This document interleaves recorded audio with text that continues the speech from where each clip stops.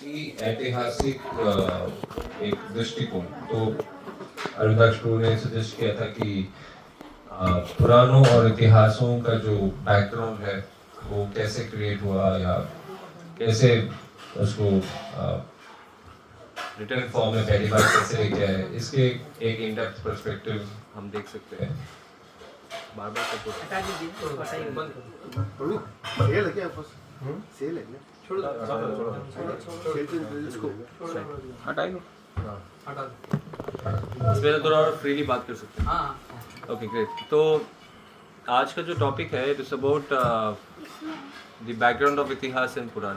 इतिहास and Purana generally क्या होता है कि जब हम भागवतम के बारे में बात करते हैं, गीता के बारे में बात करते हैं, महाभारत के बारे में बात करते हैं, लोगों का ये पर्सपेक्टिव होता है कि ये सब दे हैव नो बैकग्राउंड, मतलब ये ऐसे ही एक पॉइंट पे किसी ने क्रिएट कर दिया। अगर प्रेजेंटेशन हो सकता है अरेंज हो जाए तो मैं आपको दिखाऊंगा कैसे एकेडमिक पर्सपेक्टिव में कैसे हमारे शास्त्रों के साथ बहुत बड़ी चाल चली गई है, कैसे they are trying to put down the age of our scriptures. As समझ रहे हैं आप, डेटिंग जिसको बोलते हैं। तो डेटिंग पर्सपेक्टिव में भी डेटिंग क्या होता है, आपको आइडिया है डेटिंग क्या होता है? जैसे अभी यहाँ पे लिखा है इतिहास एंड पुराण के एक्सपर्ट थे। तो इतिहास एंड पुराण अगर आप देखेंगे वेदों में ये वर्णन है कि इतिहास पुराण जो है 5th वेद है, 5वां वेद है। तो 5वां वेद क्यों बोला जाता है? Any idea? कोई आइडिया है आपको? इतिहास एंड पुराण को 5वां वेद क्यों बोला जाता है? हाँ जी, इतिहास एंड पुराण को क्यों 5वां वेद बोला जाता है? कोई आइडिया है आपको? Anyone likes to share? इतिहास एंड पुराण को 5वां वेद क्यों बोला जाता है?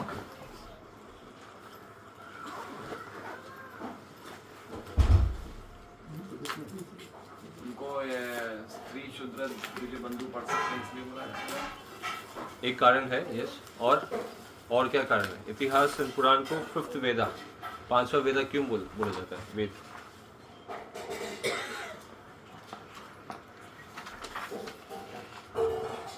ये है चांदोग्य उपनिषद से, चांदोग्य उपनिषद 7.7.1। इसमें ये लिखा गया है कि इतिहास एंड पुराण जो है 5वां वेद है। ठीक है, ये कहा गया है। क्यों कहा गया है? चांदोग्य उपनिषद को क्यों कहा गया है? क्योंकि देखिए जनरली कुछ ग्रुप्स होते हैं, रिलीजियस ग्रुप्स होते हैं जो बोलते हैं हम वेदों को ही सर्वोपरि मानेंगे, हम और कुछ मानेंगे नहीं, हम इतिहास को नहीं मानेंगे, पुराणों को नहीं मानेंगे, हमारे हिसाब से ये सारे लेटर पीरियड में लिखे गए थे। आपने सुना होगा ऐसे आर्ग्यूमेंट्स। हाँ, कुछ लोग आर्य समाजी लोग। हाँ, तो देयर आर्ग्यूमेंट इज कि इसका हम मान नहीं सकते कि ये हमारा धर्म है, ये लेटर पीरियड में किसी ने क्रिएट किया होगा, किसी ने इसको बनाया होगा, तो ये हमारा रियल धर्म वेद में जो है हम उसी को मानेंगे। तो वैसे देखा जाए चांदोग्य उपनिषद में है, वेद ही तो है उपनिषद, तो वेदों में डायरेक्ट रेफरेंस है कि इतिहास पुराण जो है 5वां वेद है। और ये इतना इम्पोर्टेंट था इतिहास एंड पुराण। आप अगेन वेदों में देखेंगे ये कहा गया है अश्वलायन गृह सूत्र।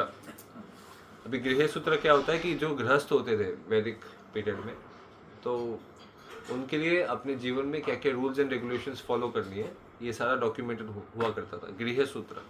तो गृह सूत्र इसमें क्लियरली डिफाइंड है कि गृहस्थ को अपने जीवन में इतिहास, पुराण, यजुर्वेद, सामवेद, राइट, तो ये सब चीज़ें उसके जीवन में पढ़नी चाहिए। तो मतलब वैदिक, मतलब जब वैदिक स्क्रिप्चर्स जिनमें डायरेक्ट रेफरेंस अगर इतिहास एंड पुराण का है, तो मतलब इतिहास एंड पुराण एक्टिव था, मतलब पीपल वर अवेयर ऑफ इतिहास and Purana during the compilation of the Vedas. Vedas तो इटर्नल है बट एक पीरियड में लिखे गए थे।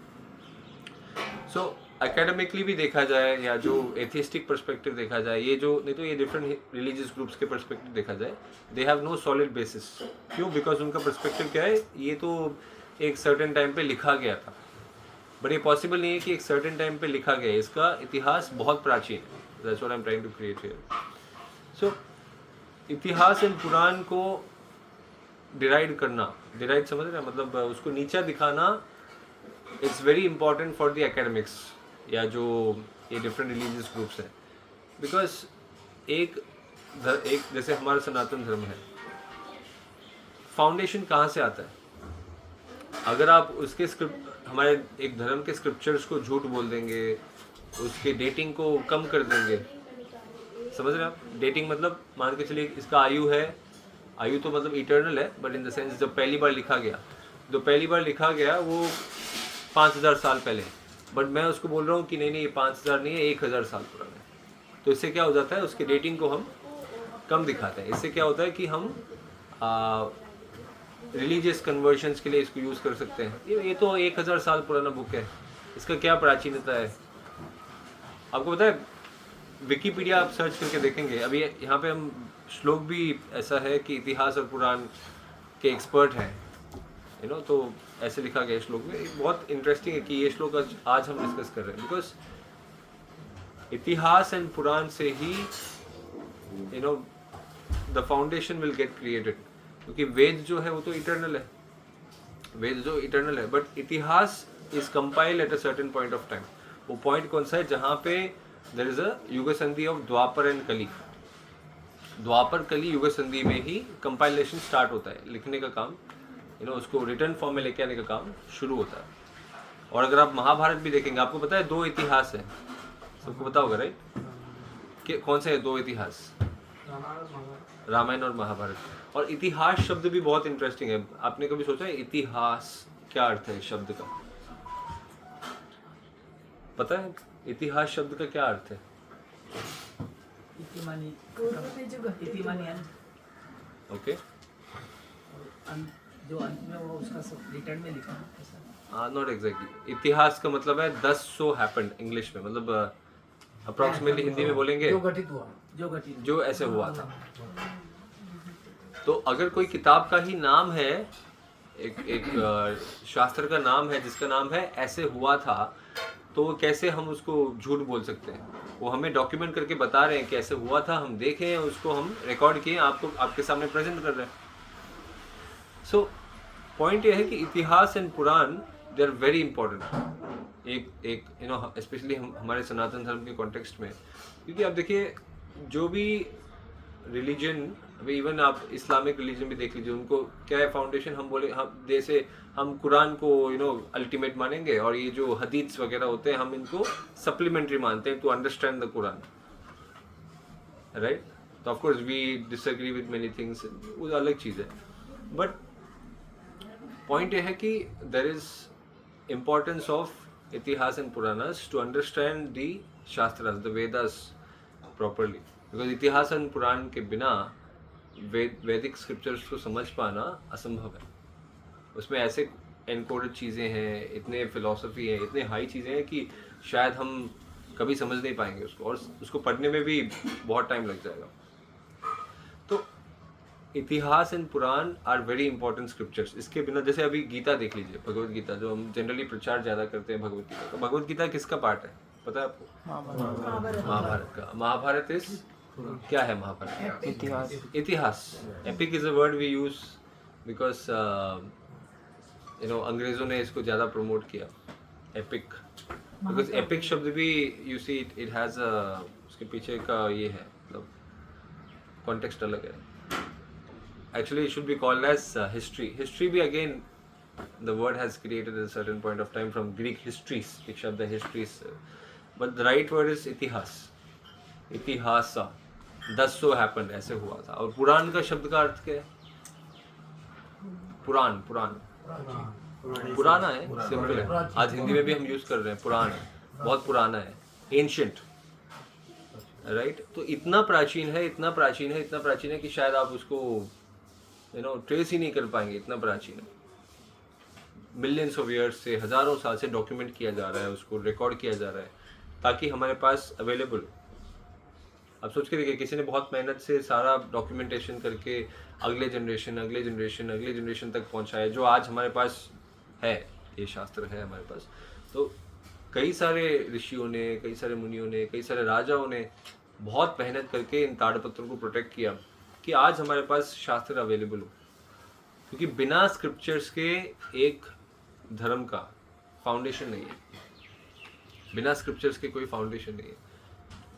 आप देखिए, इतिहास में थोड़ा पीछे जाके देखिए, इजिप्शियन रिलीजन है, इजिप्शियन, आपको पता है इजिप्शियन रिलीजन था, इजिप्ट में पिरामिड से आपको पता होगा, सबको पिरामिड्स पता है, बट इजिप्ट में क्या रिलीजन था लोगों को पता नहीं है। इजिप्ट में कई सारे गॉड्स एंड गॉडेसेस थे, देवी देवताओं की पूजा होती थी वहाँ पे, 3000-4000 साल पुराने पूजा होती थी, पर लोगों को उनके रिलीजन के बारे में, धर्म के बारे में कोई आइडिया नहीं है।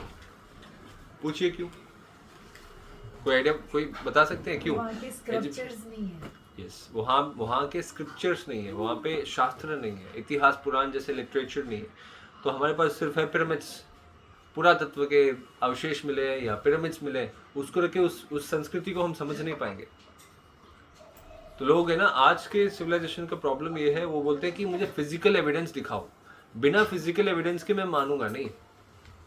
वो लो कॉन्शियसनेस का एविडेंस है कि हम जो है, मैं देखूंगा तभी भी लोगों की प्रत्यक्ष, मुझे प्रत्यक्ष चाहिए, प्रत्यक्ष प्रमाण चाहिए, शब्द प्रमाण दूर की बात। चलो आज के लोग जैसे भी हैं, तो प्रत्यक्ष प्रमाण इज इम्पोर्टेंट फॉर मी। बिना प्रत्यक्ष प्रमाण मैं मानूंगा नहीं कि ये शास्त्र सच में है कि नहीं है, रियल हुआ था नहीं हुआ था। तो इजिप्शियन कल्चर में क्या है, यू हैव द पिरामिड्स, आपके पास पिरामिड्स है, बस वो पिरामिड्स में लोग करते क्या थे, राजा क्या करते थे, कुछ क्लैरिटी नहीं है। क्यों? लिटरेचर नहीं है हमारे पास, डिस्ट्रॉयड है, पूरा डिस्ट्रॉयड है।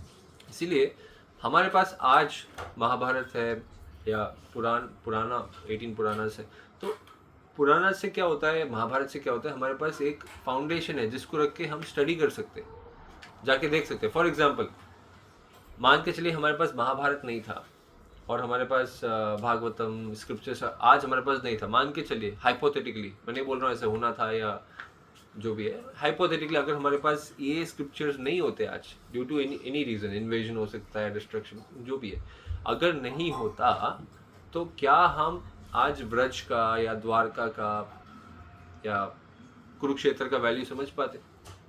हमें पता होता कि क्या है?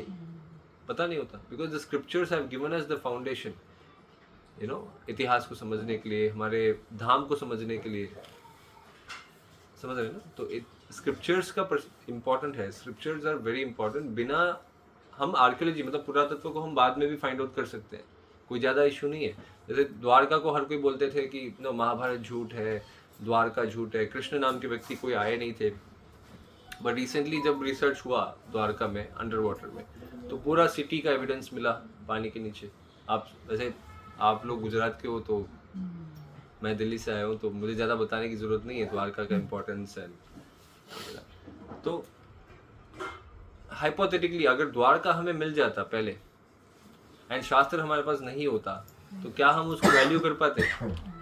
द्वारका का इम्पोर्टेंस हम वैल्यू कर पाते? नहीं कर पाते। वैसे ही आज इजिप्ट एक टूरिस्ट लोकेशन बन चुका है, ग्रीस एक टूरिस्ट लोकेशन बन चुका है, but they don't have religious significance. तो इसीलिए शास्त्र का इतिहास, मतलब शास्त्र का भी इतिहास होता है, किस टाइम पे वो लिखा गया था, राइट, किस पॉइंट पे लिखा गया, किसके इंस्पिरेशन पे लिखा गया मीन्स डॉक्यूमेंट किया गया इन ताड़पत्र के रूप में, फर्स्ट टाइम में उसको किया गया है। सो इम्पॉर्टेंट ये है कि अगर हमें कोई डिस्कशन आता है, मान के चलिए आप किसी से डिस्कस कर रहे हो, लोग बोल रहे हैं कि अरे ये तो झूठी कहानी है, there is no proof that Bhagavatam में जो लिखा गया है या महाभारत में जो लिखा गया है इसका कोई ऐतिहासिक प्रमाण है। तो उस टाइम पे एज डिवोटीज हमें ज़रूरी है कि हम प्रेजेंट करें कि भाई शब्द प्रमाण है, ये सबसे ऊपर है। बट स्टिल अगर तुम्हें प्रमाण चाहिए, हमारे पास प्रमाण भी है, राइट। प्रमाण क्या है? क्या लग रहा है आपको? क्या प्रमाण है कि श्रीमद् भागवतम के जो डिस्क्रिप्शंस हैं ये रियल में हुए थे? Any idea? क्या बोल सकते हैं? आज हम एक प्रेजेंटेशन करने का सोच रहे थे, academic dating of Shrimad Bhagavatam and how shastric dating is accurate, but somehow presentations आज नहीं है, तो एक अलग सेशन फ्यूचर में ट्राई करेंगे। इसमें हम डेटिंग ऑफ श्रीमद् भागवतम को पीछे लेके जाएंगे। मतलब अगर आप विकीपीडिया खोल के देखेंगे, विकीपीडिया में क्या बोला जाता है, श्रीमद् भागवतम पहली बार लिखा गया है 1000 साल पहले। सोच के देखिए, श्रीमद् भागवतम का डेटिंग है 1000 साल पुराना। विकिपीडिया का कोई वो है रेफरेंस, उसमें साइटेशन दिया जाता है। तो विकिपीडिया के हिसाब से श्रीमद् भागवतम का डेटिंग है मात्र 1000 साल, और जस्ट 20-30 साल पहले श्रीमद् भागवतम का डेटिंग दिया गया था 700 साल पुराना। श्रीमद् भागवतम 700 साल पहले लिखा गया। क्यों?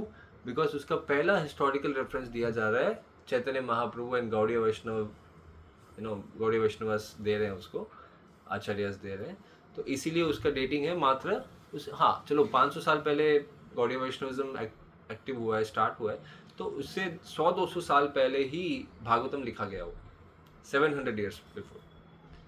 फिर अभी कुछ रिसर्च ऐसे निकले, श्री वैष्णव आचार्यों के राइटिंग्स में कुछ निकला, आलवार्स के राइटिंग में निकला, तो वो रीडिफाइन हुआ कि नहीं एक्चुअली 11th-12th सेंचुरी में श्री वैष्णविज्म एक्टिव है ज़्यादा, तो श्रीमद् भागवतम का डेटिंग है 1000 साल।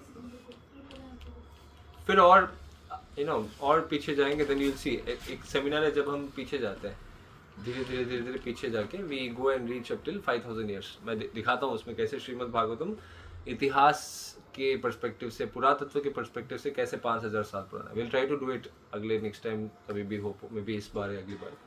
तो श्रीमद् भागवतम अगर आप देखेंगे, एक 7th सेंचुरी टेम्पल है, राइट? उस टेम्पल का नाम है Veera Narayana temple, if I am right. Kanchipuram में एक टेम्पल है। तो उस मंदिर में श्रीमद् भागवतम के हिसाब से, श्रीमद् भागवतम में फर्स्ट कैंटो में, पहला स्कंद श्रीमद् भागवतम फर्स्ट कैंटो में भगवान के सारे अवतारों का लिस्ट दिया गया। आई थिंक 3rd या 4th चैप्टर में, if I am right, 3rd है ना, 3rd या 4th चैप्टर। तो 3rd चैप्टर में देयर इज अ डिस्क्रिप्शन कि पहले भगवान के ये अवतार थे, फिर ये अवतार थे, फिर नरसिम्हा, वामन, वो सीक्वेंस दिया गया है। अगर उस सीक्वेंस को आप ध्यान से देखेंगे, वो सीक्वेंस अदर पुराणास में, चाहे विष्णु पुराण या बाकी पुराणों में इसका रेफरेंस नहीं है, सिर्फ श्रीमद् भागवतम में ही ये सीक्वेंस में दिया गया है। बाकी पुराणों में भी अवतारों का वर्णन है, बट सीक्वेंस डिफरेंट है। सीक्वेंस समझ रहे हैं? मतलब जो ऑर्डर में दिया गया, पहले ये अवतार, फिर ये अवतार, फिर ये अवतार, वो ऑर्डर जो दिया गया है वो एग्जैक्टली हमें 1300 साल पुराना एक मंदिर मिलता है कांचीपुरम में, जिसमें श्रीमद् भागवतम के ऑर्डर के हिसाब से कार्विंग हुआ है। समझ रहे? पहले ये अवतार, फिर दूसरा, फिर तीसरा, चौथा, पांचवा, वो ऑर्डर वो एग्जैक्टली मैच करता है श्रीमद् भागवतम के ऑर्डर से। क्यों मैच करता है? बिकॉज उस टाइम पे Shrimad Bhagavatam was very important. 1300 साल पहले श्रीमद् भागवतम बहुत इंपॉर्टेंट था उस जगह पे, इसलिए तो उसके हिसाब से कार्विंग के। बट अगर आप देखेंगे इसमें हमारे विकिपीडिया में, वो तो बोलेंगे 1000 साल पुराना है, राइट? और थोड़ा पीछे जाएंगे, जैनों के लिटरेचर में, right, there is a famous book called Nandi Sutra. उसमें लिखा गया है कि एक कट्टर जैन या एक जो सीरियस जैन है, उसको ये सारी किताबें नहीं पढ़नी चाहिए। उसमें एक है महाभारत, एक है पुराण भागवतम, भागवत पुराण नहीं, पुराण भागवतम, उसको नहीं पढ़नी चाहिए। और ये रेफरेंस जो है 1700-1800 साल पुराना है। तो ऐसे डेटिंग करते पीछे जाएंगे, then you will see Tamil Sangam literature, जो 2300 साल पुराने तमिल संगम लिटरेचर है। तमिल संगम लिटरेचर में ये कहा गया है कि भगवान के जो पास्ट टाइम्स है, लीलाएं हैं गोपियों के साथ, उसमें जो भाव भक्ति हम देख सकते हैं, विरह भक्ति जिसको हम बोलते हैं, उस भाव को हम एग्जैक्टली सेम टाइप ऑफ भाव हम कृष्ण के प्रति तमिल संगम लिटरेचर में देख सकते हैं, जो 2300 साल पुराने लिटरेचर है। एंड उसके जो राइटिंग्स है सारे श्रीमद् भागवतम से इंस्पायर्ड है। श्रीमद् भागवत में अगर अगले बार प्रेजेंटेशन में वो श्लोक भी दिखाऊंगा, श्रीमद् भागवतम का श्लोक और तमिल संगम का श्लोक, 2300 साल पुराने लिटरेचर, जिसमें क्लियर कनेक्शन दिखता है। Shrimad Bhagavatam is inspiring Tamil Sangam literatures 2300 साल पुराने। और आप पीछे जाएंगे तो हमें मिल जाता है सरस्वती नदी। सरस्वती नदी जो है, तो अभी आपको आइडिया मिल रहा है, अगर 2300 साल पहले कोई किताब लिखी जा रही है तमिलनाडु में, जिसमें रेफरेंस, जिसका जो इंस्पिरेशन है विरह भक्ति का, वो भागवतम से है, तो डेफिनेटली भागवतम उस टाइम पे था, क्योंकि विरह भक्ति और कोई लिटरेचर में नहीं है, और कोई पुराणों में या और कोई शास्त्रों में, महाभारत में, रामायण में, जो गोपियों का और कृष्ण का जो विरह भक्ति एस्पेक्ट है, और कोई लिटरेचर में हम देख नहीं सकते, सिर्फ श्रीमद् भागवतम में है। और थोड़ा पीछे जाएंगे, श्रीमद् भागवतम में there is a description of Saraswati river. Saraswati नदी बह रही थी और सरस्वती नदी के किनारे कई सारे मंदिर और तीर्थस्थली, और जैसे आपको पता होगा पांडवों का और कौरवों का जो महाभारत युद्ध हुआ, उसमें जो आखिरी दिन था उसमें किसका युद्ध हुआ था पता है आपको? हाँ जी, दुर्योधन भीम का युद्ध हुआ था। वो क्या युद्ध हुआ था दोनों का? गदा युद्ध हुआ था। तो गदा युद्ध जब हो रहा है उस टाइम पे एक पर्सनालिटी आते हैं। कौन आते हैं? बलराम जी आते हैं। बलराम जी कहाँ से आते हैं? अगर आप ध्यान से उनकी जियोग्राफी स्टडी करेंगे, मतलब किस किस रास्ते से गए, तो वो कुरुक्षेत्र में आए हैं बिकॉज एक नदी बह रही है कुरुक्षेत्र में। कौन सी नदी पता है आपको? अभी आज नहीं है वो नदी, बट एक नदी बह रही थी उस टाइम पे। गंगा नहीं है, यमुना नहीं है, सरस्वती। सरस्वती नदी जो है बह रही थी फ्रॉम हिमालयस, गुजरात तक बह रही थी सरस्वती नदी। और सरस्वती नदी सूख गई थी at one point of time. जब इसरो ने रिसर्च किया पूरे सरस्वती का जो चैनल है, इसको हम बोलते हैं पेलियो चैनल। पेलियो चैनल आप अगर मैं हिंदी में समझाऊँ, एक नदी जब सूख जाती है पूरी तरह से, उसका प्रमाण होता है कि यहाँ पे नदी बह रही थी। तो जब इसरो ने वो डेटा स्टडी किया, वो हैरान हो गए कि वास्तव में 10 साल पहले हुआ है, हैरान हो गए कि सच में शास्त्रों का डिस्क्रिप्शन 100% फैक्ट है, 100% रियल है। जब वो कह रहे हैं कि सरस्वती नदी बह रही है और उसका जो जियोग्राफी भी मैचिंग है। आप इसमें सर्च कर सकते हैं गूगल में, सरस्वती रिसर्च इसरो। आपको इसरो का एक कंप्लीट डोमेन मिल जाएगा जहाँ पे उस इसरो ने सारा डॉक्यूमेंट किया है सरस्वती नदी का पाथवे कहाँ से कहाँ तक था। वैसे हम उसी पे काम करते हैं। जैसे कल मैं भी अरिंदाक्ष प्रभु जी से बात ही कर रहा था प्रोजेक्ट्स के बारे में। हम उसी एरिया पे काम करते हैं जो सरस्वती नदी बह रही थी। और सरस्वती नदी के किनारे हंड्रेड्स एंड हंड्रेड्स, मतलब सैकड़ों साइट्स हैं जो 4000 साल पुराने, 5000 साल पुराने, ऐसे ऐसे साइट्स हैं जो कंप्लीटली सरप्राइजिंग है। तो सरस्वती नदी के किनारे ही ये सिविलाइजेशन ज़्यादा एक्सिस्टिंग था। तो इसको हम बोलते थे, एकेडमिकली हम इसको बोलते हैं इंडस वैली सिविलाइजेशन। आपने सुना है? इंडस वैली सिविलाइजेशन सुना है? सिंधु सरस्वती घाटी सभ्यता इसको बोलना चाहिए। सिंधु घाटी सभ्यता बोलते हैं, बट एक्चुअली हमें इसको बोलना चाहिए सिंधु सरस्वती घाटी सभ्यता। बिकॉज 60% से भी ज़्यादा जो साइट्स हैं जो आज मिले हैं वो सरस्वती नदी के किनारे मिले हैं जो सूख गई है। तो इसीलिए एक्चुअली इसको बोलना चाहिए सिंधु सरस्वती घाटी सभ्यता। सरस्वती सूख गई। तो पॉइंट ये है कि सरस्वती नदी के किनारे लोग रहते थे, बस्तियाँ, दे यूज्ड टू कंस्ट्रक्ट, अपने घर वर बनाना, टाउन्स, विलेजेस, सिटीज बनते थे।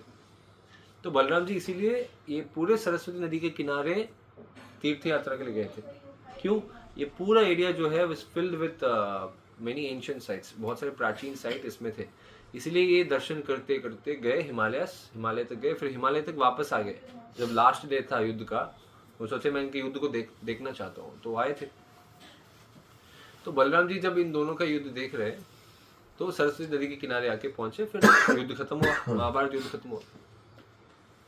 सरस्वती नदी रियल में थी, इसरो ने प्रूव किया है, और कई सारे रिसर्चर्स से ऐसे प्रूव होता है कि सरस्वती रियल में एक्सिस्ट करती थी।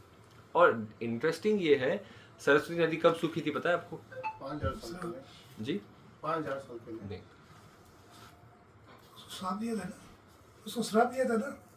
हाँ वो तो है, वो पर्सपेक्टिव है, मतलब वो फैक्ट है। पर मैं बोल रहा हूँ डेटिंग के, मतलब ऐतिहासिक दृष्टिकोण से कब राजदेव जी जब लिख रहे थे तो बहुत आवाज़ आ रही थी, तो उन्होंने कुछ कहा था कि तुम शांत हो जाओ या नहीं, वो तो श्राप है। मैं पूछ रहा हूँ कब सूखी थी, कोई आइडिया है? विलुप्त हुई थी। हाँ विलुप्त हुई थी। विलुप्त हुई थी। उसी काल में सूखी होगी ना, जब नहीं, वो किसी ने मतलब एक दिया था कि आप लेके जाओ, क्या मैंने पढ़ा था कि, तो बोले कि लेकिन लेके जाओगे तो आप नीचे ही रह जाओगे। सरस्वती नदी जो है विलुप्त होने का डेटिंग अगर इतिहास के दृष्टिकोण से देखेंगे, आर्कियोलॉजी पुरातत्व के हिसाब से 4000 साल पुराना, 3900 से लेके 4100 साल के बीच में सरस्वती नदी का सूखना मतलब शुरू हो गया। और उसका पाथवे, जो पाथवे से वो फ्लो हो रही थी सरस्वती नदी, उसका एक चैनल डाइवर्ट होके मर्ज हो गए विथ यमुना। इसको ग्लेशियर रिसर्च बोलते हैं। तो one path got merged, other path got dried up, archaeologically speaking में बोल रहा हूँ। तो ऑफकोर्स इसका डिवाइन पर्सपेक्टिव भी है, शार्प एंड ऑल दैट। तो डेटिंग के हिसाब से 4000 साल अप्रोक्सीमेटली नदी जो है 4000 साल से हमारे पास सरस्वती नदी बह नहीं रही थी। तो निष्कर्ष ये निकलता है कि अगर कोई शास्त्र ये बता रहे हैं हमें कि सरस्वती नदी के किनारे कोई रह रहा है या सरस्वती नदी बह रही है, तो इसका क्या मतलब है? क्या मतलब है? लिखा गया था सरस्वती नदी थी, उससे पुराना जब वो लिखा गया शास्त्र में सरस्वती नदी थी। जी, क्योंकि नदी को उन्होंने देखा है इसलिए लिखा है, अदरवाइज कोई सेंस नहीं बनता है ना। Why would someone right? क्यों लिखेंगे अगर नदी उनके सामने है नहीं? क्यों लिखेंगे? मैं क्यों लिखूंगा कि आज जर्मनी में हिटलर का शासन चल रहा है? मैं क्यों लिखूंगा? आज तो नहीं है, मतलब ही नहीं बनता है, राइट? तो सरस्वती नदी उस टाइम पे बह रही थी और इसीलिए उसको डॉक्यूमेंट किया गया है कि सरस्वती नदी के किनारे बलराम जी तीर्थ यात्रा जा रहे हैं। और कई सारे हैं, मैं डीपर लेवल पे जा सकता हूँ। आज बस हम ओवरव्यू दे रहा हूँ आपको, बहुत ही बेसिक ओवरव्यू है इसका। इन डेप्थ हमारा रिसर्च होता है, प्रेजेंटेशन होता है।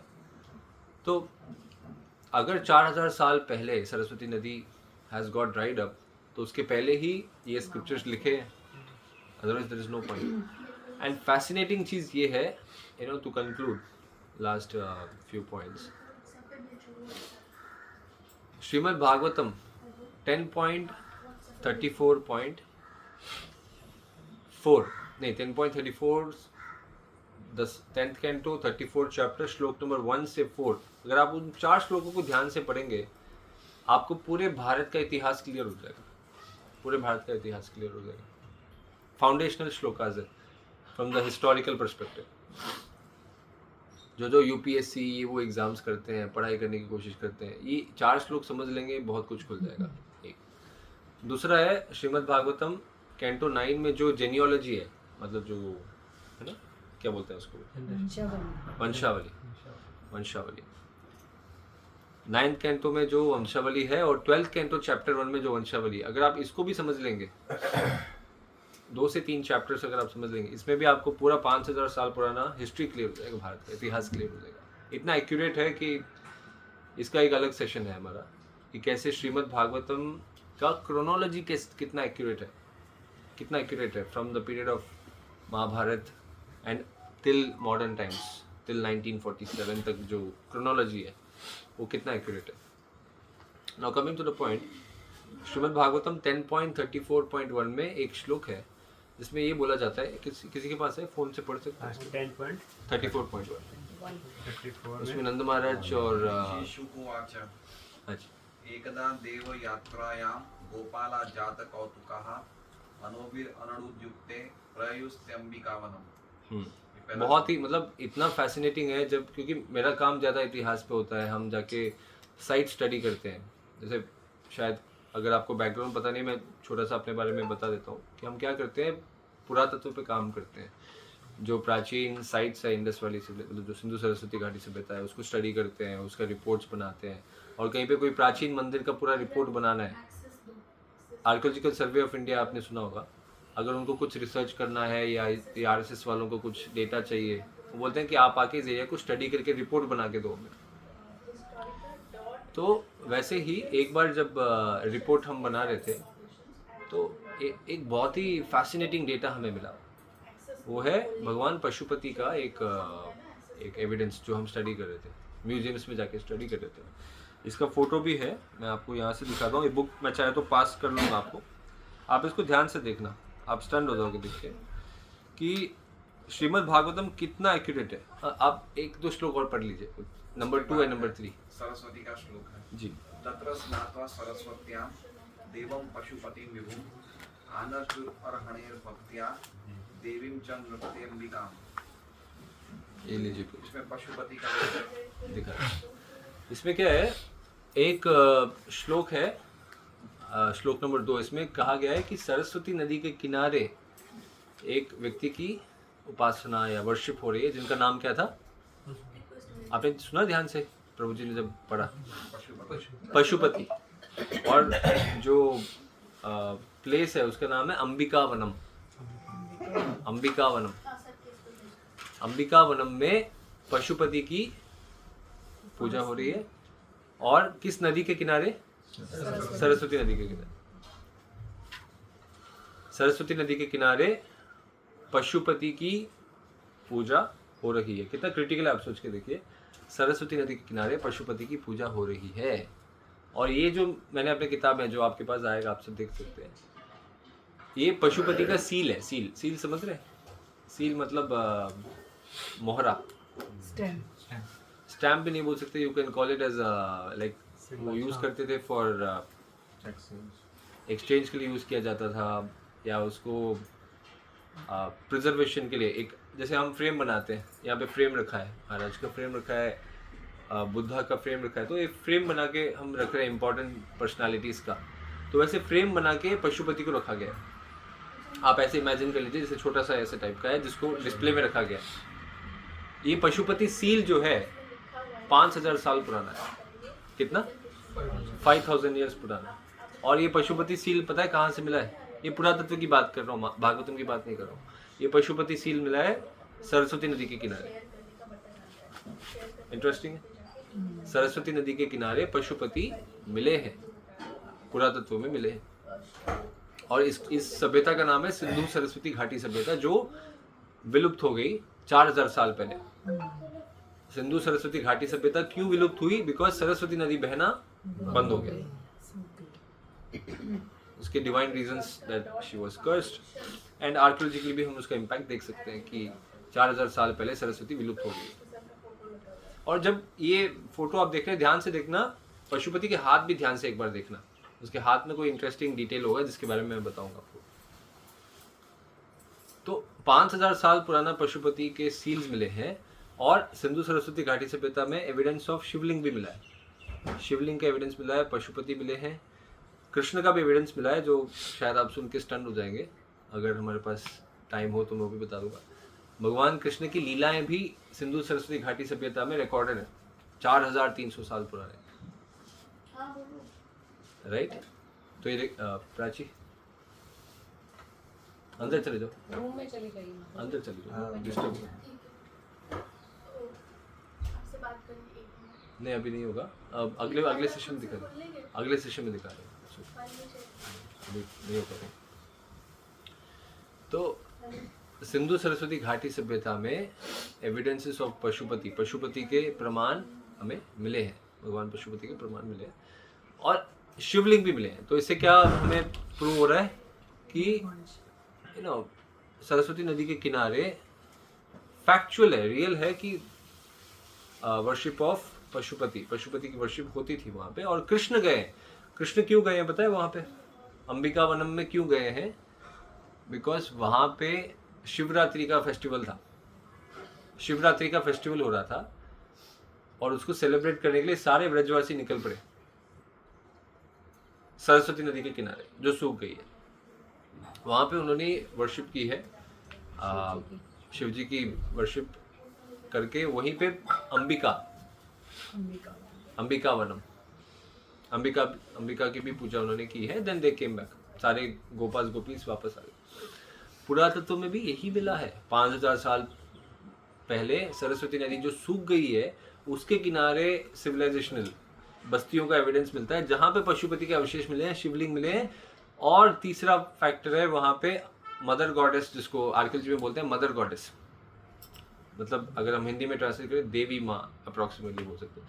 तो वैसे ही एक फीमेल गॉडेस मिली है जो शिवलिंग के साथ साथ मिली है, टेराकोटा फॉर्म, पूरा तत्व के साथ मिली है। हाँ जी, पार्वती जी, पार्वती। तो पॉइंट ये है कि भागवतम में जो डिस्क्रिप्शन है, ये सिर्फ श्रीमद् भागवतम में ये श्लोक हम देख सकते हैं, सिर्फ एंड सिर्फ श्रीमद् भागवतम में है कि कृष्ण गए थे। क्योंकि यहाँ से क्या होता है, कृष्णा महाभारत या जो भागवतम का जो श्लोक है वो पुरातत्व से कनेक्शन हम देख सकते हैं, कनेक्ट हो जाता है। यहाँ पे देख सकते हैं कितना इसका एक्यूरेसी कितना ज़्यादा है। आप समझ पा रहे हैं मैं क्या बोल रहा हूँ? तो पॉइंट ये है, अगर कोई स्क्रिप्चर्स इतना एक्यूरेटली बता पा रहे हैं कि 4000 साल से पहले, मतलब डेटिंग तो उन्होंने इसमें नहीं बताई श्लोक में, बट ये बता रहे हैं कि कृष्ण के पीरियड में गोपास गोपीस एंड व्रजवासी, नंद महाराज, सब लोग निकल पड़े थे व्रज से। और अगर आप इसका परपट पढ़ेंगे, ये 10.34.1 का परपट देखेंगे, तात्पर्य देखेंगे, उसमें एक डिस्क्रिप्शन आता है, आई थिंक बलदेव विद्याभूषण या विश्वनाथ चक्रवर्ती ठाकुर, मुझे याद नहीं है, दोनों में से कोई, दोनों आचार्यों में से विश्वनाथ चक्रवर्ती ठाकुर लिखते हैं कि शायद ये साइट गुजरात में है। डायरेक्टली गुजरात का वर्ड यूज नहीं कर रहे, वो बोल रहे हैं कि उनके मैपिंग के हिसाब से गुजरात में हो सकता है या नॉर्थ वेस्ट में हो सकता है, नॉर्थ वेस्ट। इसमें लिखा है कि जीव गोस्वामी के अनुसार तो गुजरात में है और विश्वनाथ चक्रवर्ती ठाकुर के अनुसार मथुरा के नॉर्थ वेस्ट में। अगर मथुरा के नॉर्थ वेस्ट पर्सपेक्टिव हम लेंगे तो बिल्कुल एक्यूरेट है, क्योंकि मथुरा से नॉर्थ वेस्ट जाएंगे तो सरस्वती नदी का पूरा वो जो आर्कियोलॉजिकल साइट्स है सारे मिल जाते हैं। 100% एक्यूरेट है। सरस्वती नदी के किनारे लोग रहते थे, सिविलाइजेशन था, बस्तियां थी, वहाँ पे पशुपति की उपासना वर्शिप हुआ करता था। और ये प्रोजी थोड़ा सा ऐसे पास कर बुक्स, हाँ एक बार सब देख लें। तो ये पशुपति के जो अब हाथ भी देख लेना ध्यान से। पशुपति के हाथ में आप देख सकते हैं, देखा आप लोगों ने ध्यान से, पशुपति के हाथ में ऐसे ऐसे था, क्या था नोट किया आपने? ये पशुपति के जो अवशेष मिले हैं सिंधु सरस्वती घाटी सभ्यता में, इनके हाथ में आप कांटे टाइप के देख सकते हैं, कांटे टाइप के। इसको हम बोलते हैं सेंटीपीड आर्म्स। सेंटीपीड मतलब एक टाइप का वो इंसेक्ट होता है ना, जिसके हाथ, जिसके बॉडी में ऐसे ऐसे ऐसे कैटरपिलर या नहीं वो और एक होता है, हिंदी में मैं जानता नहीं, तो अप्रोक्सीमेटली कांटे से हाँ उसके, तो उसको एकेडमिक्स में बोला जाता है सेंटीपीड आर्म्स, मतलब he has an arm but it looks more like a centipede. पर उससे भी ज़्यादा एक्यूरेट डिस्क्रिप्शन क्या है, it is a powerful arms.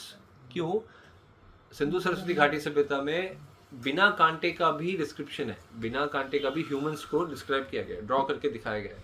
But कांटों के साथ जब दिखाया जा रहा है उसका डीपर अंडरस्टैंडिंग है। क्या ये अंडरस्टैंडिंग है कि ये व्यक्ति पावरफुल है, क्योंकि कांटे के साथ हाथ है और साथ साथ उसके ऊपर ऐसे भी कंस्ट्रक्ट कर रहा है। वो जो आर्च होता है ना, यहाँ पे ज़्यादा है नहीं, पर कितने लोग साउथ इंडिया गए हैं, साउथ इंडियन मंदिर में गए, दक्षिण भारत के मंदिरों में आप गए होंगे, ध्यान से देखना, जो मूर्ति है, विग्रह है, उनके ऊपर ऐसे एक आर्च होता है छोटा, वो आर्च कंस्ट्रक्ट करता है। आर्च का ये इंडिकेशन है कि it is like glow of, या आप बोल सकते हैं कि वेरी पावरफुल पर्सनालिटी, सूर्य की किरणें जैसे, सूर्य की किरणें टाइप के। यस, तो वो कंस्ट्रक्ट वो बनाया जाता है उनके। वैराज बाहर आप थोड़ा बाहर आ जाइए, कोई गेट वॉरियर होगा, मूर्तियाँ कई सारी होती है ना, मतलब ऐसे नहीं कि जो मेन डेटी है, बाहर भी कई सारे कार्विंग्स होते हैं, उनमें ऐसे आर्च नहीं होता है सर के ऊपर, वो सिर्फ ऐसे पर्सन्स के ऊपर होता है जिनको वर्शिप की जा रही है, पूजा की जा रही है, उपासना की जा रही है।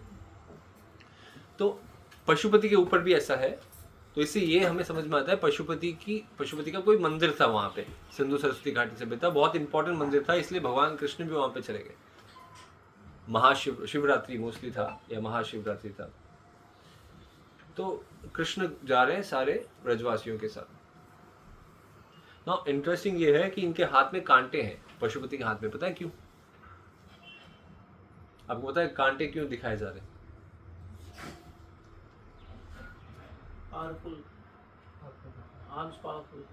पावरफुल ये है कि नॉर्मल ह्यूमन बीइंग्स, मैं और एक पिक्चर भी इसके पीछे है, मैं आपको दिखाता हूँ। इनके इसमें आप देखिए, आप पास इन कर सकते हैं, इसमें 3 व्यक्तियों का, ये भी इंडस वैली सिविलाइजेशन, मतलब जो सिंधु सरस्वती घाटी सभ्यता है उसी का है। इसमें 3 लोग हैं, एक के हाथ में कांटे हैं और 2 उसके पास खड़े हैं, दोनों के हाथ में कांटे नहीं है। पता है क्या मतलब है? ये 2 लोग वर्शिपेबल नहीं थे और बीच वाले व्यक्ति वर्शिपेबल थे, आराध्य थे। साइड में 2 लोग खड़े हैं, ये आराध्य नहीं थे।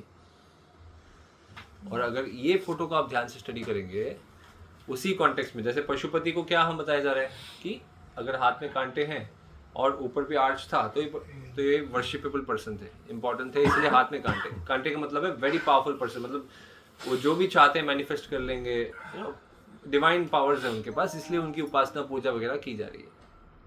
वैसे ही अभी जो आपको इमेज दिखा रहा हूँ, ये भगवान कृष्ण का सबसे प्राचीन पुरातत्व एविडेंस है, सबसे प्राचीन, और ये श्रीमद् भागवतम से ही कनेक्ट होता है, महाभारत से भी कनेक्ट नहीं होता है।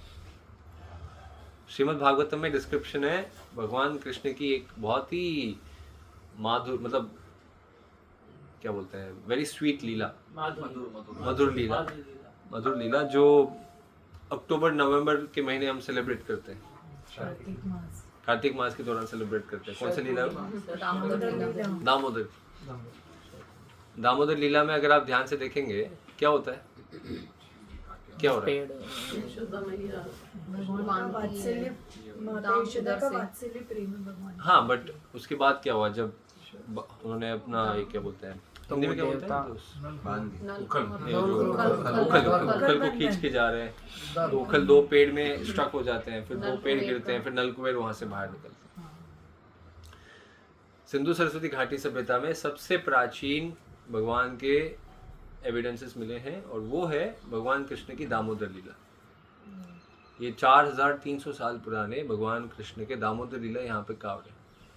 ये इसलिए मैं बोल रहा हूँ भगवान कृष्ण की दामोदर लीला है क्योंकि देखिए बीच वाले व्यक्ति के हाथ में कांटे हैं, अभी आपके पास आएगा, फोटो आएगा, आप देख लीजिए, आप मत जी, आप बीच वाले व्यक्ति के हाथ में कांटे हैं, साइड में 2 व्यक्ति हैं उनके हाथ में कांटे नहीं है। तो इससे भी ये बताया जा रहा है कि बीच वाले व्यक्ति is a divine person, worshipable person, आराध्य पर्सन है, और पास में जो 2 व्यक्ति हैं आराध्य नहीं है।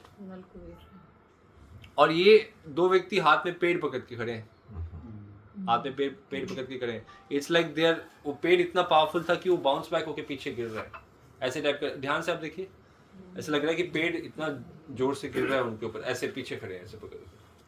पर वास्तव में वो क्या डिपिक्शन है, ये पेड़ से कन्वर्ट होके ह्यूमंस बन रहे हैं। ध्यान से आप देखिए, वही इसका मीनिंग बताया जा रहा है। और सब ऐसा कार्विंग है ही नहीं सिंधु सरस्वती घाटी सभ्यता में, कहीं पे भी नहीं है ऐसा कार्विंग, सिर्फ एक ही एक है जिसमें ऐसे पीछे बाउंस होके खड़े और बीच वाले व्यक्ति जो हैं इनको उठा रहे हैं ऐसे, और इनके हाथ में कांटे।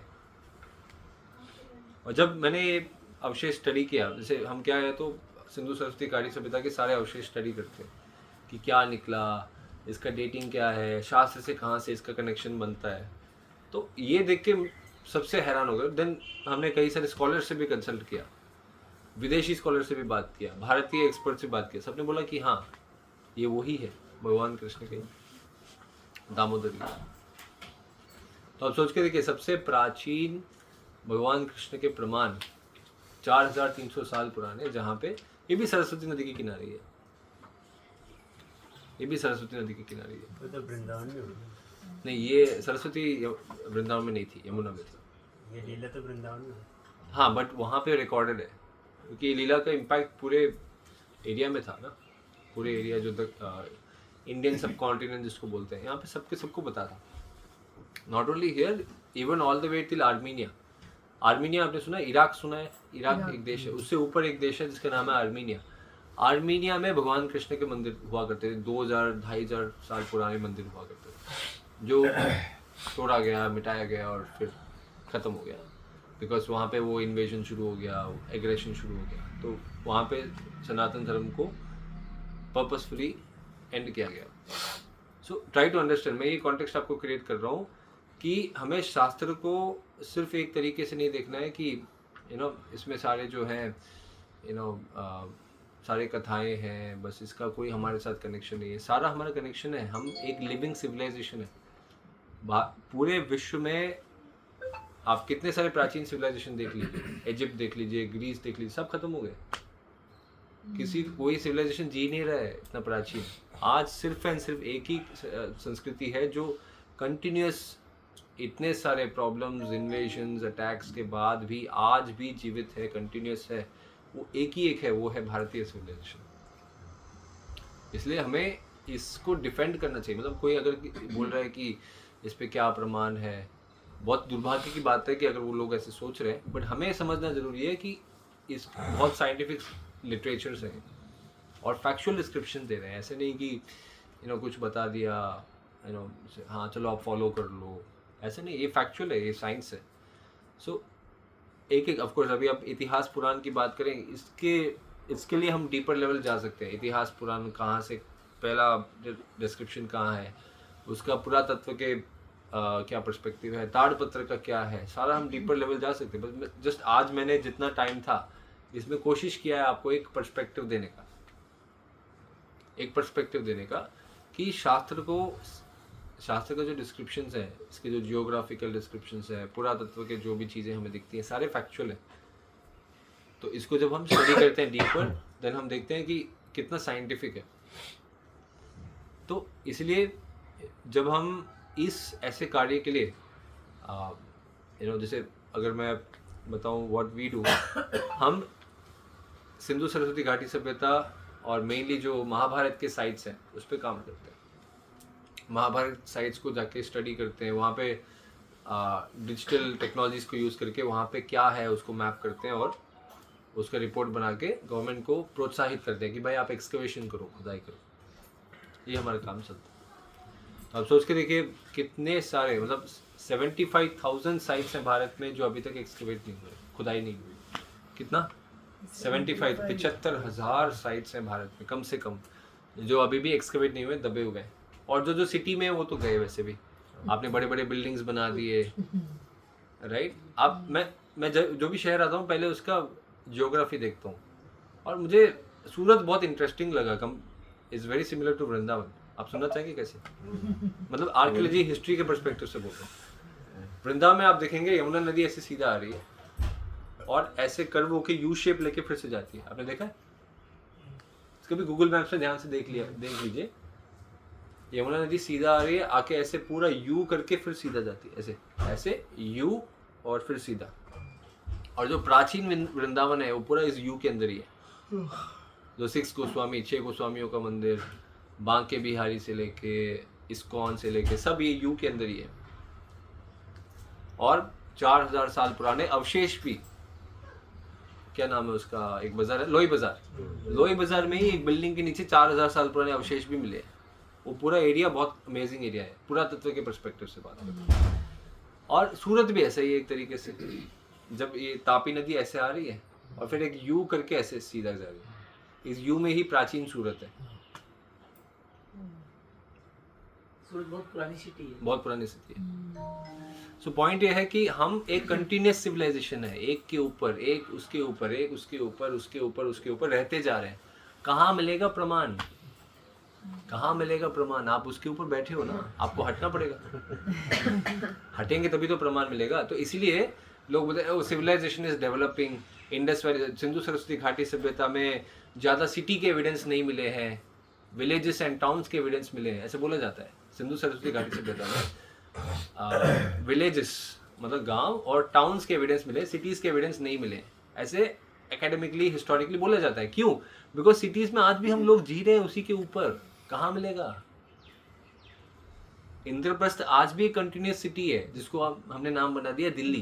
तो दिल्ली का कोई सिग्निफिकेंस नहीं है शब्द का, मतलब मुझे भी समझ में नहीं आता दिल्ली हम क्यों रख रहे हैं नाम। It should be Indraprastha.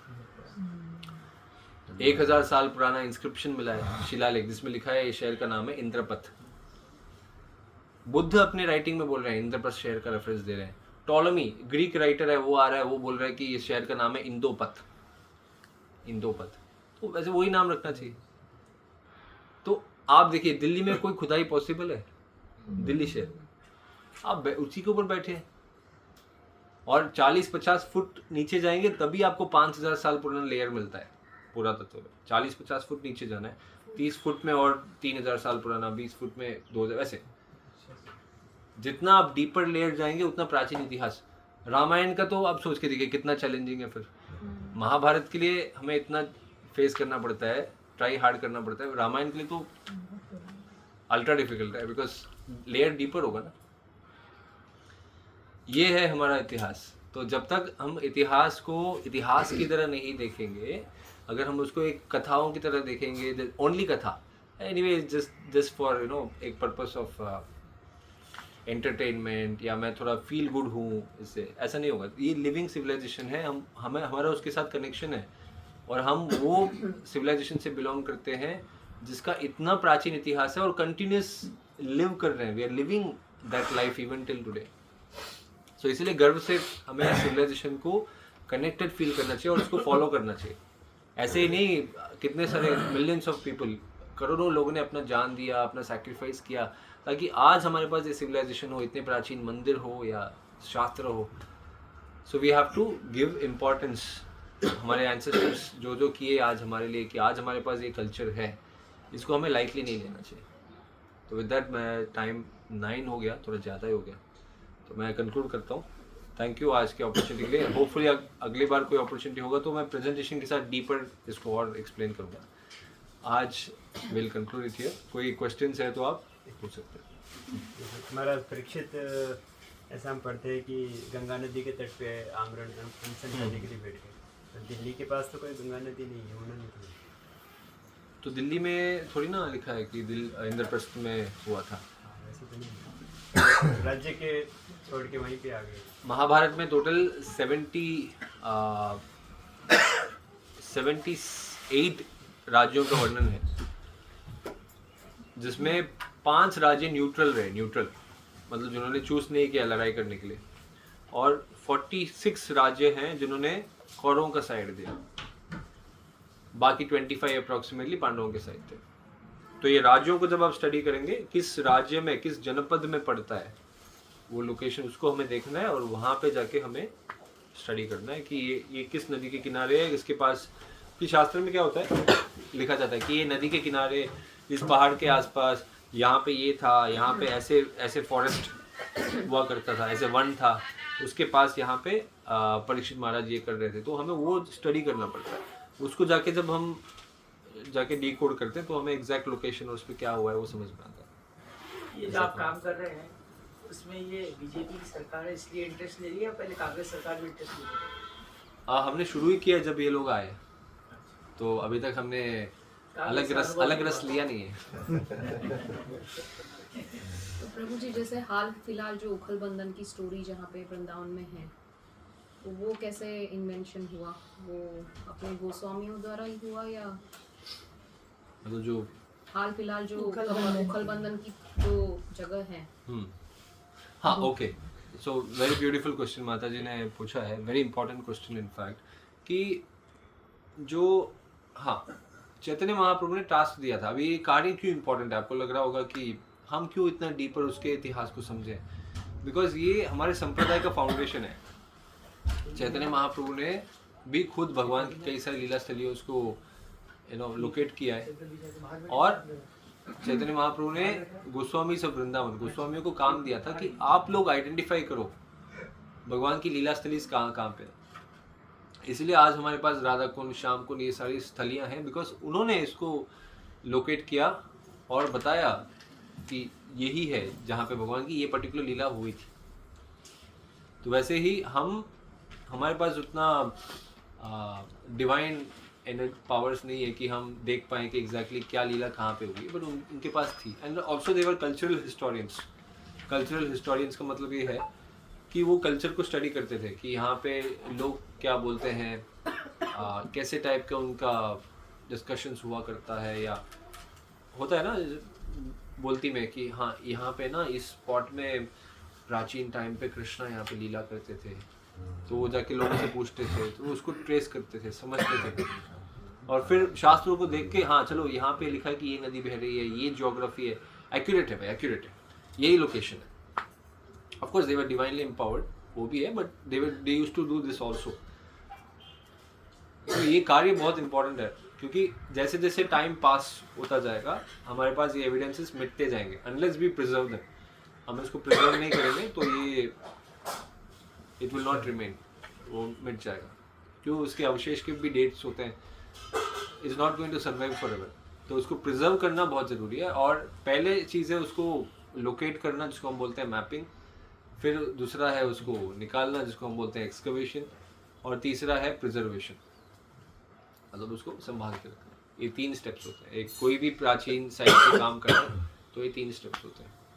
तो इसलिए उन्होंने जो किया, it is I would call that, उन्होंने उसको लोकेट किया, समझा, एंड उन्होंने उसको प्रिजर्व करवाया थ्रू द डिवोटीज. दैट आज हमारे पास वो साइट है.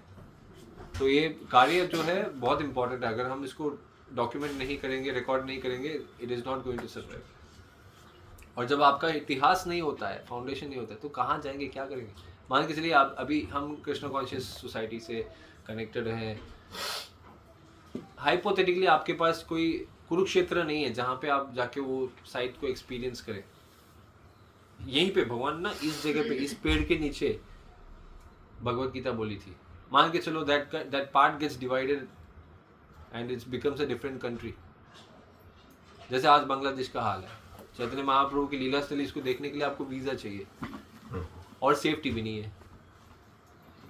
तो ये कभी भी हो सकता है, you know, so we have to preserve our history. लोग इतिहास से ही कनेक्टेड होते हैं। वो आइडेंटिटी जो होता है लोग का क्रिएट होता है कि हम सब इस कल्चर से जुड़े हुए हैं, हमारा ये इतिहास है, ये हमारा आइडेंटिटी है, ये हमारा सिविलाइजेशन है, कल्चर है।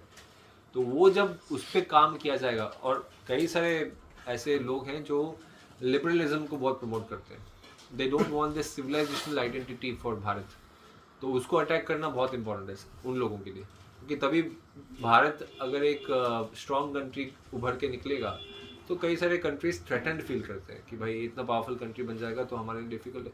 नहीं, इसको ना तोड़ना ज़रूरी है। तो हम सिविलाइजेशनल आइडेंटिटी को डिफरेंट दिखाएंगे, ये अलग है, ये देखो तुम्हारे साथ पास्ट में बहुत बुरा हुआ है, तुम अलग हो, और तुम जो है इसको मानोगे दूसरे को नहीं मानोगे। These are all conspiracies. इससे क्या होगा कि हमारे बीच में जो डिफरेंसेस है वो बाहर का बंदा फ़ायदा उठाएगा। सो ये है ये जो मिला, जो आपने बताया कि अभी कांटे वाले और आजू बाजू, जो वो कहाँ मिला, ये एविडेंस कहाँ मिला? ये मिले हैं मोहनजोदारो में। मोहनजोदारो सुना होगा आपने, शेयर करना। मुझे कोटा से रिलेट करता है। कोटा मुझे देखना पड़ेगा, बट जितना मुझे याद है Kota is banks of Saraswati. मैंने एमए हिस्ट्री में किया था तो उसमें आया था ये चैप्टर अच्छे से। कोटा जो है सरस्वती नदी के किनारे है, तो डेफिनेटली वहाँ पे बहुत सारे अवशेष मिलने की पॉसिबिलिटी है। पॉइंट ये है कि देखिए आप जो राजस्थान का जो पूरा डेसर्ट एरिया है, वो डेसर्ट ज़्यादा बना बिकॉज सरस्वती नदी मतलब विलुप्त हो गई थी, तो इसलिए वो डेसर्ट पूरा। बट बीचों बीच, रेगिस्तान के बीचों बीच you will go and find बहुत बड़ा सिटी है। ये क्यों? Because Udaipur, I think Udaipur रेगिस्तान में आता है ना, या और क्या आता है, जैसलमेर, जैसलमेर का जो भी आप पाथवे देखेंगे सरस्वती नदी के किनारे है, क्योंकि सरस्वती नदी जब बह रही थी उस टाइम पे सरस्वती नदी जैसलमेर एक इम्पॉर्टेंट सिटी था। बट सरस्वती नदी विलुप्त हो गई तो लोग छोड़ के नहीं गए, उन्होंने रास्ता ढूंढ लिया वहीं पे रहने के लिए। जनरली लोग छोड़ देते हैं जब नदी आना बंद हो जाता है। चाणक्य भी बोलते हैं ना, जहाँ पे कोई नदी नहीं है वहाँ पे मत रहो, क्योंकि ये अंडरस्टैंडिंग था, हम क्यों रहेंगे ऐसे जगह पे जहाँ पे पानी नहीं है। तो दैट इज द पॉइंट। बहुत काम है इस देश में। अगर मैं आपको हॉनेस्टली बताऊं, एटलीस्ट 75,000 साइट्स मिनिमम है हमारे पास भारत में, जो सिटीज़ के बाहर है। सिटीज़ तो गया, वैसे सिटीज़ तो गया, वो तो मिलने वाला नहीं है, और मिलेगा तो भी बहुत चैलेंज है इन लोगों को हटाना। फिर वो अलग ही लेवल का काम। कैलकुलेशन करते हैं कि 75,000? सी एक स्टैटिस्टिक्स है जिस we call as per square kilometre analysis. मतलब जितने हमारे पास स्क्वायर किलोमीटर है, एक सिविलाइजेशन का एक एरिया लिया जाता है, और इसमें पर स्क्वायर किलोमीटर में कितने साइट्स हैं। सैटेलाइट इमेजरी स्टडी करके हम देखते हैं कि इसमें कितने पोटेंशियल साइट्स हैं। तो ऑन एन एवरेज भारत का 1.5 to 2 किलोमीटर्स के दूरी में एक साइट मिल जाता है। सोच रहे कितना पोटेंशियल है। 1.5 to 2 किलोमीटर के गैप में एक साइट है भारत में। इतनी लीलाएं हुई हैं यहाँ पे। लीलाएं भी है, चंद्रगुप्त मौर्य होंगे या अशोक होंगे, so many sites. Ashok, Buddha, मैं जो बात कर रहा हूँ 1000 साल से लेके जितना भी प्राचीन, सो 1.5 से 2 किलोमीटर की दूरी में एक साइट मिल जाएगा आपको।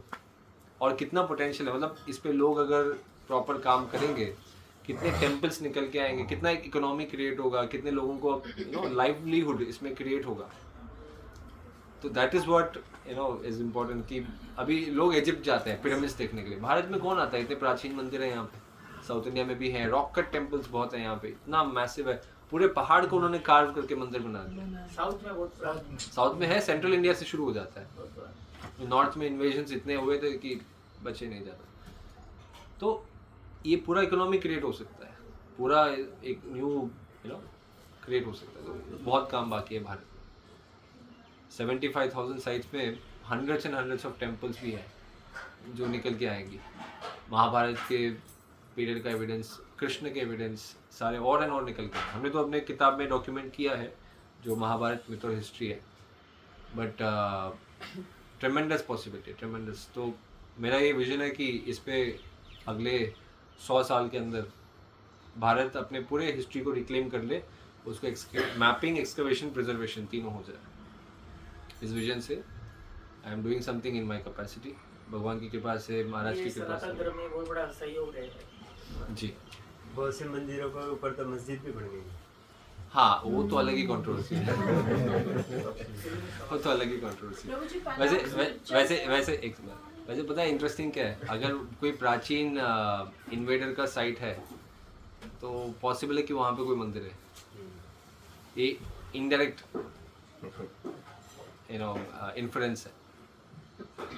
यस प्रभु जी, पहले आप स्क्रिप्चर से फाइंड आउट करते हैं, फिर वहाँ पर एग्जिबिट करते हैं, या फिर आप पहले ही वहाँ पर दोनों कनेक्ट कैसे दोनों करते हैं?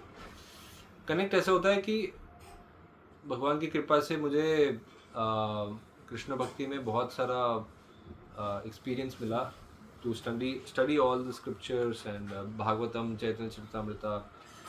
तो आई एम नॉट सेइंग मैं एक्सपर्ट हूँ, बट मेरे हिस्टोरिकल डिटेल्स मेरे माइंड में बहुत क्लियर रहती है कि शास्त्र में ये बताया गया है, हिस्टोरिकल डिटेल ये बताया गया है, ये शहर बताया गया है, ये नदी बताई गई, वो मुझे बहुत क्लियर रहता है। तो जब मैं वो साइट पे जाता हूँ और अवशेष कुछ ऐसे मिले हैं जो इसको कनेक्शन दिखाती है, तो मैं उसको और स्टडी करता हूँ। वैसे मुझे ये पता चला, ये पशुपति के हाथ श्रीमद् भागवतम का, तो मैं खुद ही स्टंट हो गया। आज वो भी दिन मुझे याद है जब पहली बार सिंधु सरस्वती का मुझे एविडेंस ऑलरेडी मिल गया था, पशुपति। तो मैं सोच रहा था चलो इसका तो हमारे शास्त्रों के साथ कोई कनेक्शन कैसे होगा। मैं सोचा चलो और थोड़ा डीपर जाते हैं। हमारे महाभारत में या भागवत में या पुराणों में तो डेफिनेटली पशुपति होंगे, फिर मुझे वेदों में रेफरेंस मिले, फिर महाभारत में मिले, और भागवत में एग्जैक्ट श्लोक मिला जो मैं मुझे अवशेष में रिसर्च कर रहा हूँ। ये भागवतम में इतने सालों से पढ़ रहा हूँ, ये श्लोक आज पहली बार ध्यान से पढ़ा कि पशुपति का नाम है। हम लोग पशुपति महादेव राजस्थान में हुई, सिद्धपुर के पास जी, पशुपति महादेव राजस्थान में। राजस्थान नहीं है, मेरे रिसर्च के हिसाब से हरियाणा में पड़ेगा। ये जो अंबिका वन है हरियाणा में पड़ेगा अप्रॉक्सीमेटली। ये पड़ेगा मैं आपको बताता हूँ कौन सा नियर बाई शहर कौन सा है, वो मेरे पास मैप्स है जी। काठमांडू वाले इट्स रेमिनिसेंस का मतलब है कि ये बहुत इंपॉर्टेंट साइट था, तो उसकी यादगिरी में, उसकी याददाश्त में यहाँ पे भी इसमें जीव गोस्वामी के अनुसार सिद्धपुर लिखा हुआ है। पॉसिबल है, पॉसिबली वो डिफरेंट चतुर्युग में हो सकता है, बट हमारे जो इस चतुर्युग का जो एविडेंस है वो दूसरे वाले जो है मथुरा का नॉर्थ वेस्ट में बिल्कुल मैच करता है, 100% मैच करता है। हाँ, तो विश्वनाथ चक्रवर्ती ठाकुर का वो ज़्यादा वो प्रॉपर प्रमाण बिल्कुल मैच करता है, पुरातत्व से 100% मैच है, 100%। हरे कृष्णा। तो प्रभु जी ने बहुत अच्छी क्लास दी, और प्लस क्लास में विशेष रूप से मेरी क्लास थी कल, लेकिन वो श्लोक जो था इतिहास और पुराण का वो पूरा मैच हो रहा था, जो प्रभु जी का वो जो इनका क्षेत्र है।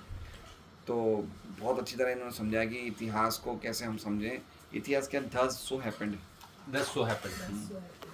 तो बहुत ही मतलब हमारे इस्कॉन के भक्तों में प्रभु जी शायद मेरे हिसाब से एक अलग ही क्षेत्र में कार्य कर रहे हैं, और जितने भी हमारे इस प्रकार के, जैसे अभी ये कुरुक्षेत्र के 64 किलोमीटर एरिया में ये सब एक्सकेवेशन करने का प्रयास कर रहे हैं, उसी प्रोजेक्ट में लगे हुए हैं। उसके लिए अलग अलग मंत्रियों से मिल रहे हैं, अलग अलग लोगों से मिल रहे हैं, और ये वास्तव में आज की जो पीढ़ी है वो पीढ़ी हर चीज़ का प्रत्यक्ष प्रमाण चाहती है। कि हमें तो लगता है ये सब कल्पना है, इसलिए इन्होंने बुक पे भी लिखा हुआ है मिथ और हिस्ट्री। कि लोग क्या है कि आजकल जो नौजवान पीढ़ी उनको लगता है सब कल्पना है, तो इन्होंने बहुत अच्छी बुक लिखी है मिथ और हिस्ट्री, या इतिहास है या कल्पना है, क्या है।